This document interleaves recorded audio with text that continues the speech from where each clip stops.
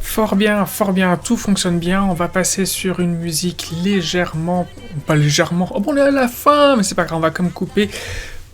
Pouf! Introduction. Bonsoir à toutes et à tous. J'espère que vous allez bien. Je commence par vous présenter ou renouveler mes excuses. Tout dépend. Pour mon absence de la semaine dernière, mercredi dernier, voilà, j'ai eu un impondérable. Ce sont des choses qui se produisent en ce moment pour moi depuis le début de l'année. J'ai des réunions familiales qui peuvent me tomber dessus. Et puis bah voilà, excusez-moi, mais du coup je donne une priorité à la famille.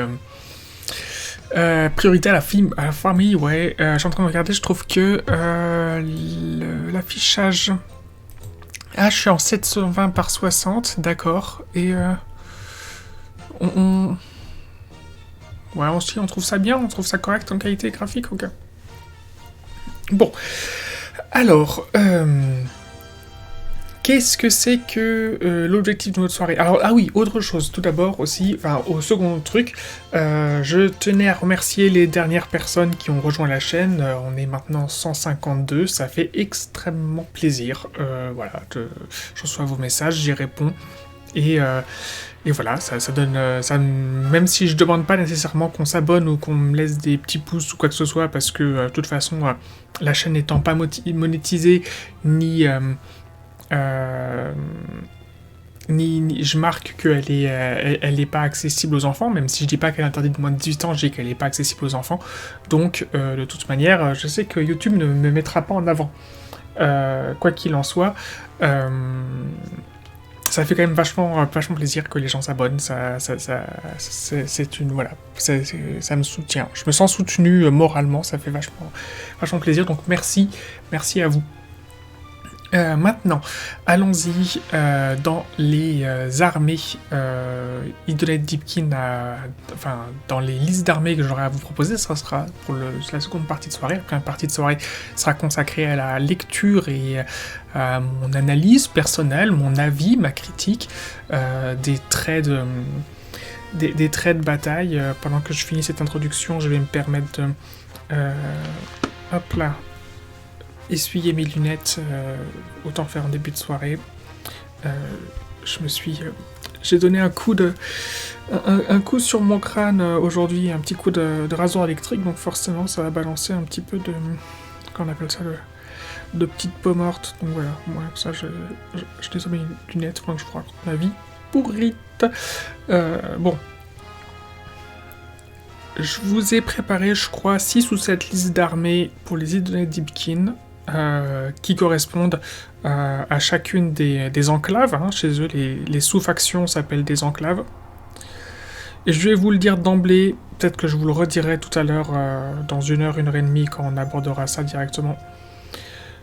Je n'ai pris qu'un plaisir très limité à réfléchir à des listes d'armées pour les Idoneth Deepkin. Pour une raison toute simple, c'est que... En fait, je suis extrêmement frustré, personnellement, du faible nombre d'unités disponibles.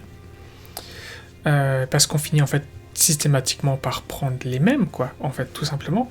Il y a très peu de variabilité, ça se répète en permanence, et le problème, au-delà de ça, c'est que... finalement, il n'y a pas 36 000 stratégies qui peuvent se mettre en place également, à ce niveau-là. Parce que...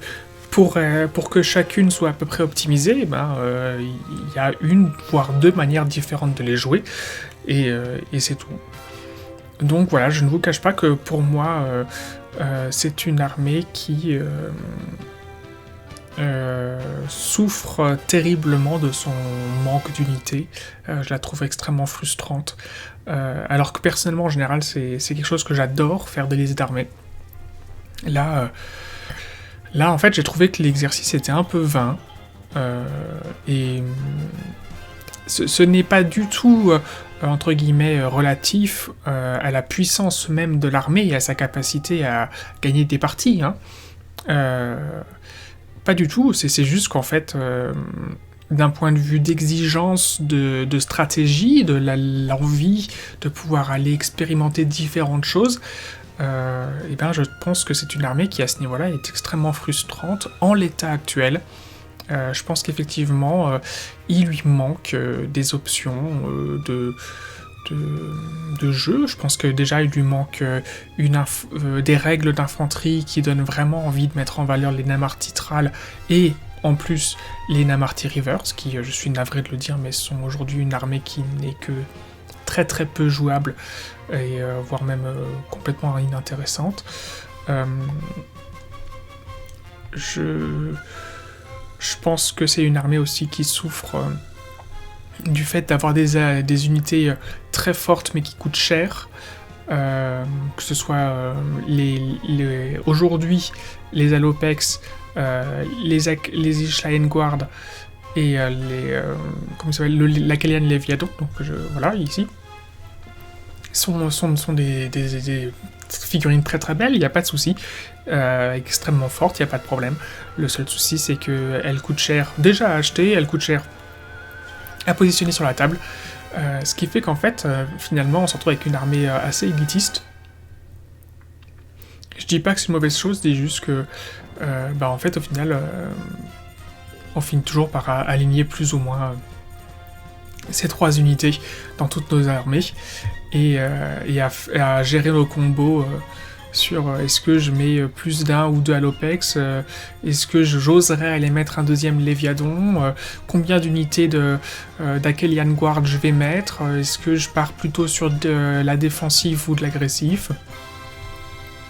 Voilà.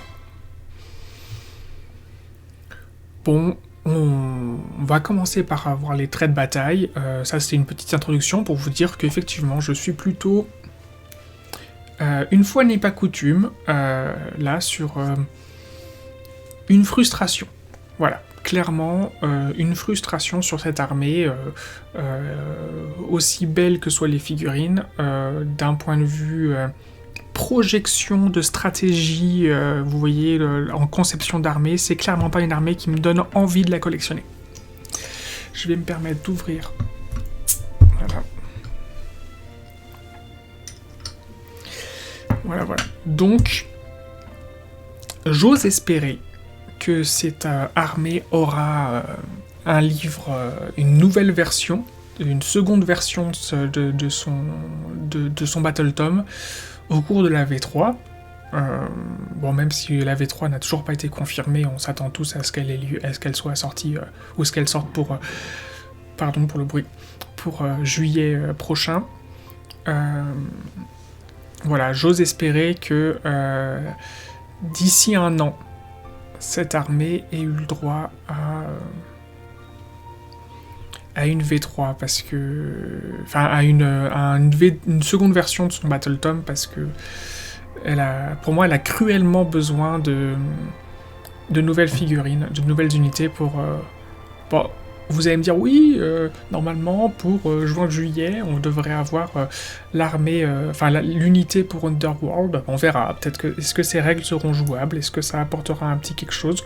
A priori, on va partir sur une unité de Thrall, hein, ou mi-Thrall, mi-Reverse. Ce qui pourrait être chouette, c'est d'avoir un sorcier dedans, un héros sorcier en plus. Mais bon. Bon, alors, je bois une gorgée, et puis on s'y met.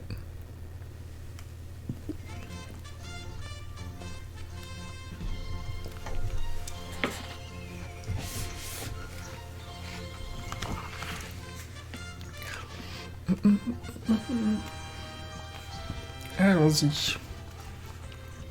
Les enclaves. Commençons donc par les aptitudes d'allégeance.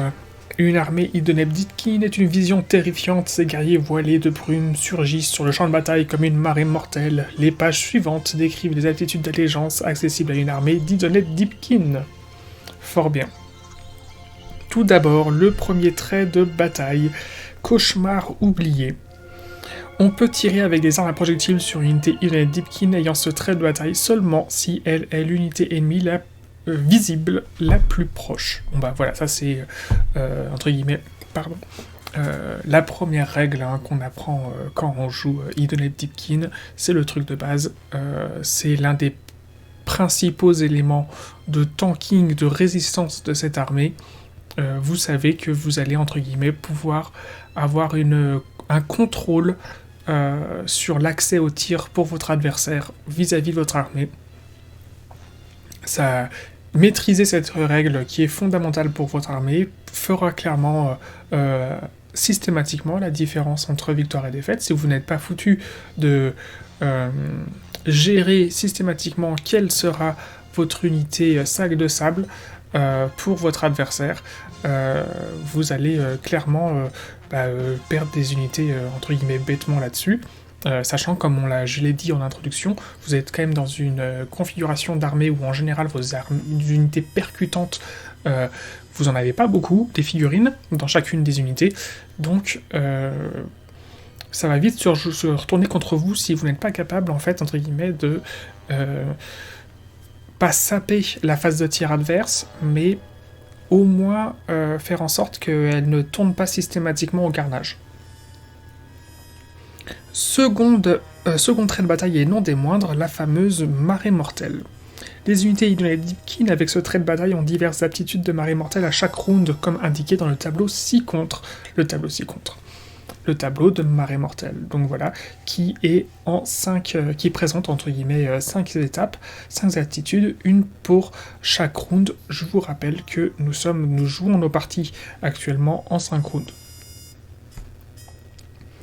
Premier round, marée basse. Lors de ce round, toutes les unités avec l'aptitude marée mortelle comptent comme étant à couvert. Donc voilà, ça c'est bien pratique. Surtout dans la méta actuelle où on a des armées qui sont capables de asmater votre propre armée d'Idonet enfin n'importe quelle armée. Aujourd'hui, il y a des armées qui ont une grosse capacité de tir dès le tour 1 avec beaucoup de portée. Là, cette fois-ci, le tour 1, vous avez, entre guillemets, vous êtes à couvert, donc plus 1 d'armure, et en plus, vous pouvez diriger les tirs sur une seule unité, très très pratique. Second, mais voilà, on est sur quelque chose de très tranquille pour l'instant. Second round, marée montante. Lors de ce round, toutes les unités avec l'habitude marée mortelle qui courent peuvent quand même soit tirer, soit charger au même tour. Alors, bien sûr, très très fort. J'ai un petit doute, parce que là effectivement, c'est soit l'un, soit l'autre. Alors après, à part... alors si vous avez quand même la Kélian Léviadon et la Lopex qui ont des capacités de tir qui peuvent être intéressantes, la question, ça va être... bien entendu, on s'en contrefout en ce qui concerne les Namarty River. Oui, vous les ferez tirer, vous les ferez courir et tirer. Vous vous poserez jamais la question de les faire charger, même pas autour d'eux. Enfin, certainement pas autour d'eux, pardon.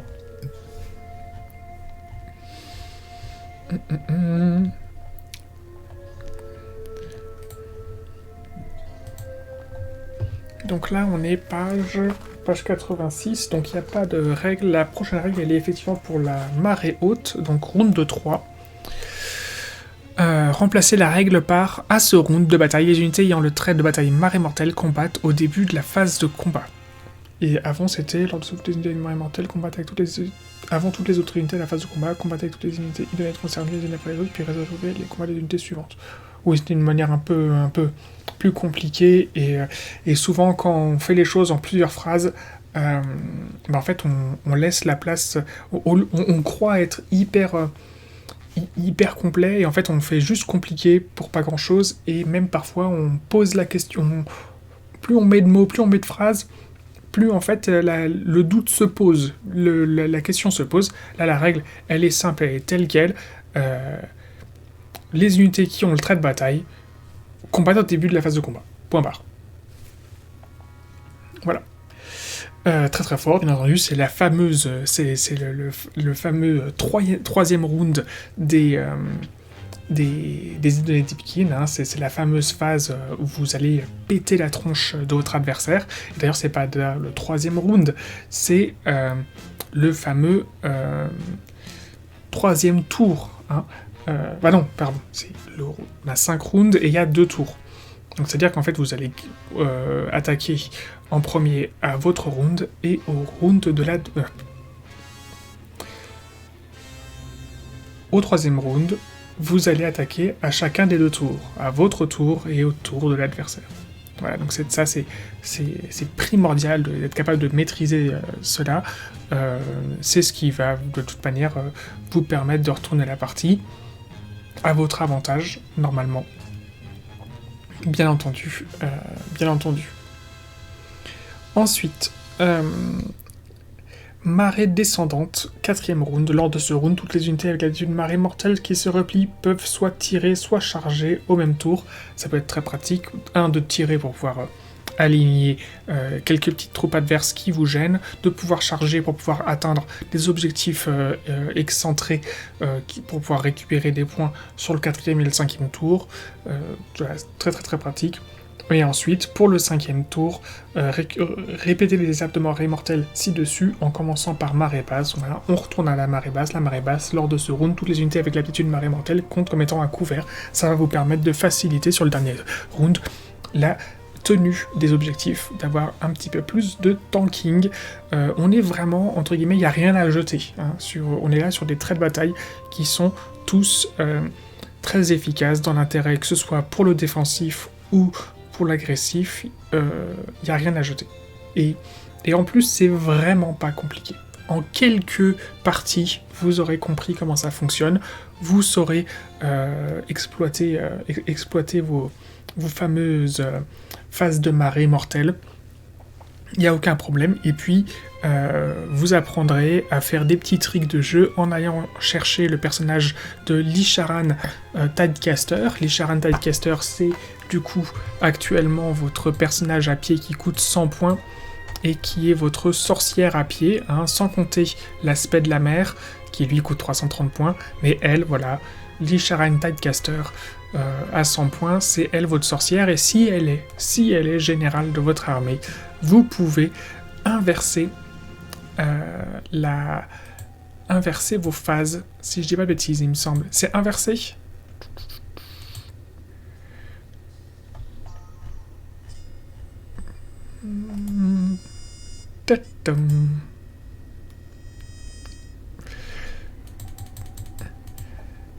Haute et terre-mer. Si cette figurine de général de votre armée, vous pouvez annoncer au début du premier round de bataille que le tableau de marée mortelle va être inversé. Si vous le faites, l'aptitude marée descendante est utilisée au premier round de bataille, l'aptitude marée haute au second round, l'aptitude marée montante au troisième round et l'aptitude marée basse au quatrième round.